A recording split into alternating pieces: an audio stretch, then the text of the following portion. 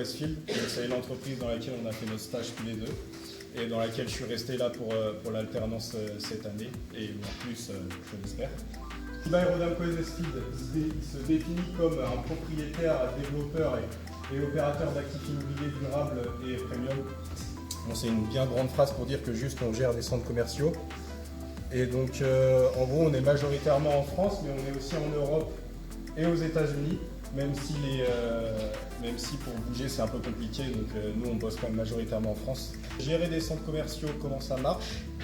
Et les gens qui gèrent les centres commerciaux, la technique, on les appelle les directeurs techniques et sécurité d'un centre commercial. Et donc en gros, comment on gère le centre? Et déjà on va gérer son budget. Donc, par exemple, chez nous, dans mon centre, on a 7 millions de budget par an. Et donc on est 3 dans l'équipe à répartir ces 7 millions dans tout ce qu'il faut pour que le centre tourne bien. Donc par exemple, on a 1 million pour tous les agents de sécurité, 1 million pour tous les agents de ménage qui nettoient le centre, 1 million pour la maintenance. Et donc nous, notre objectif, c'est une fois qu'on a budgétisé tout ça, qu'on sait tout ce qu'on va faire pendant l'année et qu'on sait qu'on a l'argent pour le faire, ça va être de déclencher les travaux. Donc ça va être organiser tous les travaux, choisir les bonnes entreprises qui vont faire les bons travaux et donc les sélectionner en fonction du meilleur qualité-prix, quoi.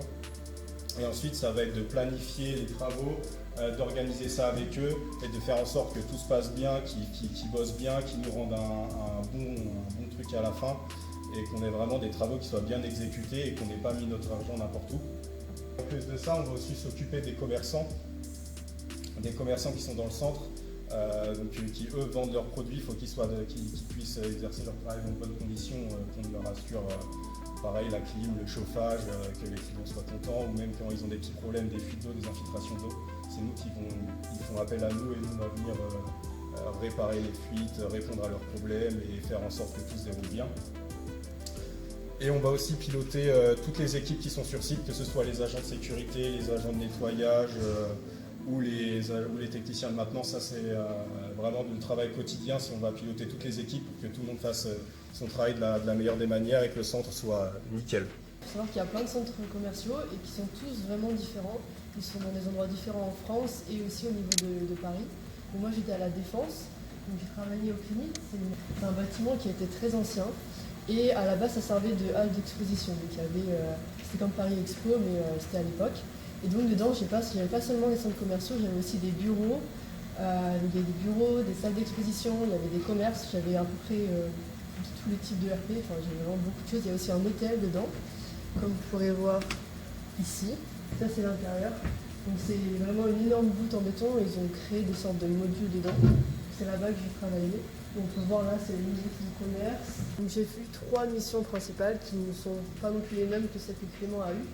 Donc j'ai travaillé sur la levée des réserves, c'est-à-dire qu'il y avait, quand je suis arrivée chez Okinit, c'était la fin d'une période de 10 ans de travaux, où ils ont tout refait à l'intérieur. Donc, je suis arrivée à une période où c'était la fin d'énormes travaux, où ils ont créé une faille gigantesque pour créer une nouvelle gare, donc le RER E. Et tout ça pour dire que j'ai travaillé sur la vérification de toute la fin de travaux. Donc vérifier que tous les équipements qui avaient été installés étaient en bon état et allaient être en parfait état pour pouvoir être exploités. Parce qu'à partir de la fin des travaux, après c'est aux équipes de l'exploitation de gérer les soucis. Donc l'idée c'était d'avoir un bâtiment et des travaux parfaits. Ensuite j'ai fait une mission de fontaine à eau, c'était l'installation des fontaines à eau en cas de canicule, donc sur tous les sites commerciaux en France. Donc j'ai géré ça avec la prise de rendez-vous avec les prestataires, des tests d'amiante, tout ce qui tournait autour de cette mission. Et enfin, comme Clément m'a déjà parlé, la gestion des clients, des prestataires avec des réunions, quelques missions de pilotage. J'ai fait plein de missions diverses et variées, mais mes principales missions, ça a été la rénovation d'un parking souterrain. Donc j'ai refait à neuf à peu près tout un parking souterrain en changeant système de désenfumage, les portes, les portails, remis un petit coup de peinture, enfin plein de trucs. Sinon, une autre de mes missions, ça a été de réaliser un audit général du centre. Donc là, il y a grosso merdo un bureau de contrôle qui vient pour vérifier l'état général du centre et pour dire si oui ou non le centre est bien entretenu. Donc ça, c'est sur toute une semaine et donc j'ai dû accompagner cet auditeur pendant toute une semaine en lui fournissant tout un tas de documents qui prouvent qu'on fait bien notre travail. Et donc ça a été assez fastidieux, mais ça a été une de mes missions.